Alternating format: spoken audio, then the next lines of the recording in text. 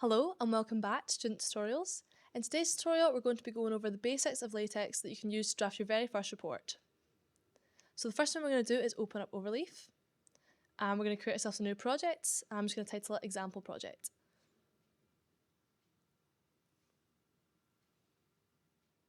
There we go. So when you first open up a new project in Overleaf, this is the screen you'll be met with. So we're just going to go through this line by line. So this first line here with document class shows you what kind of document you're working with.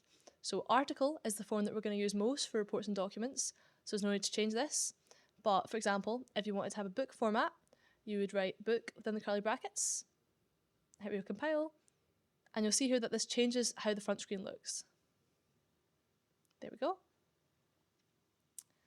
Now another thing you'll notice is when you're typing within the curly brackets, it often gives you recommendations for what other things you can put and what other types of documents you can use. So you can navigate this using the keypad. This is a very handy shortcut for saving time, and it also allows you to explore some of the other options for all the commands you're using. So again, we're just going to turn this back into an article. Now this second line here, the use package, is what allows you to add images in to your reports. Now we're not going to touch on packages until next video, so don't worry about this for now, but LaTeX automatically puts this in as you'll need images for almost all your reports. So these next three lines are what allow you to add title, author and date to your report. So these are not counted as part of the main document, which is why they're before the begin document line. They're kind of like a front cover. And the make title instruction below begin document ensures that the title, author and date stay at the top of the report. So whatever you do, I would not touch this line of code. Here we go. And then perhaps the most important part of this whole thing, the begin and end document lines are very important. So your document must have a beginning and an end. Otherwise, if you take this away and then recompile,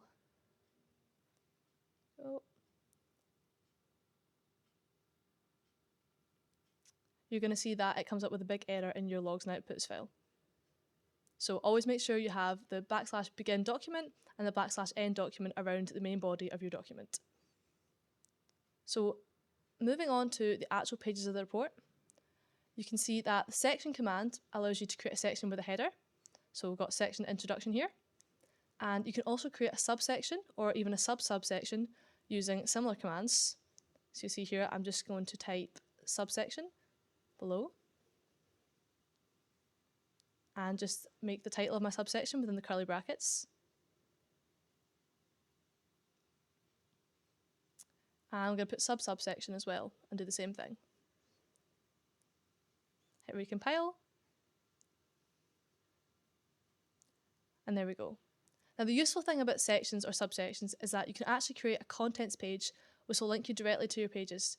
So if you add in the command / table of contents between the make title and the introduction section, like I'm going to do here,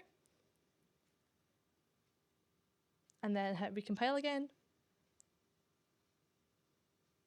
you'll see that I've now produced a contents table at the beginning of the document. And then of course to add text to your report, we're just going to go ahead and start typing underneath the headers. Now, if you want a new line, you're just going to use 2 backslashes. So here, I'm just going to add a second line, and you can write this on the same line of code so long as you add the backslashes in. You don't have to make a new line.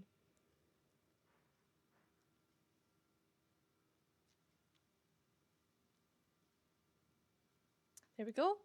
And to create a new paragraph, similar, but use the enter key twice. So you'll see here, I'm just making a new line on the actual code this time. And then hit recompile, and this will actually give me a new paragraph. Now suppose you're sharing this document with somebody else and you want to ask them to proofread a section, but you don't want to confuse the report by actually adding this note to the codes. What you can do is use the % key to add a comment. So a comment is something that if you type up on the left hand side here, you'll see this is a comment, and then hit recompile. This actually does not show up on the main document. So it's purely just for people editing the document and make sure code and your document are a lot easier to read. Now finally, as we saw earlier, if at any point you type code incorrectly or a code that LaTeX doesn't like, you'll usually get confronted by a big red screen. So we're just going to change the section and make a typo and recompile. And you'll see here that you've got a big red box that says undefined control sequence. So don't panic, sometimes these errors can look quite scary, but it will usually tell you what the error is at the top of the box. So here it's telling you that it doesn't understand the command because obviously it's incorrect. And there's also a little red dot at the line of code where the command was incorrect, so you can easily rectify this situation. Sometimes you will also get an orange triangle next to lines of code. This just means that your document will still compile fine, but LaTeX recommends that you adjust your code to better fit the document. So that's all for today's basics video. In the next video, we're going to go over user packages and adding graphics to your report. Thank you very much for watching.